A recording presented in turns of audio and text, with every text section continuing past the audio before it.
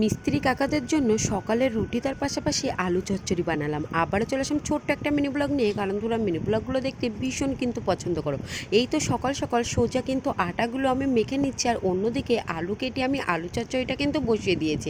এখানে হচ্ছে আমি রুটির গোল গোল করে সেভ করে কেটে নিয়েছি। আর আজকে আর আমাদের জন্য কিন্তু রুটি বানাচ্ছি না, শুধুমাত্র দুজন কাজ করবে, তো তাদের জন্যই হচ্ছে আমি রুটি কিন্তু বানিয়ে নিচ্ছি। একটা হচ্ছে বাবা করবে, তার পাশাপাশি আর একটা কাকা। এই তো এখানে হচ্ছে আমি রুটিগুলো কিন্তু এক এক করে বেলে ছেঁকে নিচ্ছি।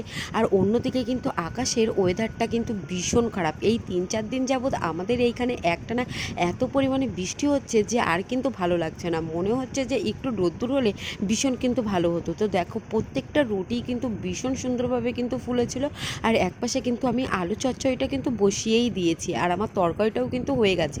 রুটিগুলো আমি সবার লাস্টে বানাচ্ছি, যাতে গরম গরম রুটির সঙ্গে তরকারিটা খেতে বেশি ভালো লাগে। আজকে সেরকম কোনো সবজি ছিল না, তাই তো সকালের খাবারে আমি আলু চচ্চড়ি তার পাশাপাশি রুটিটাই বানালাম।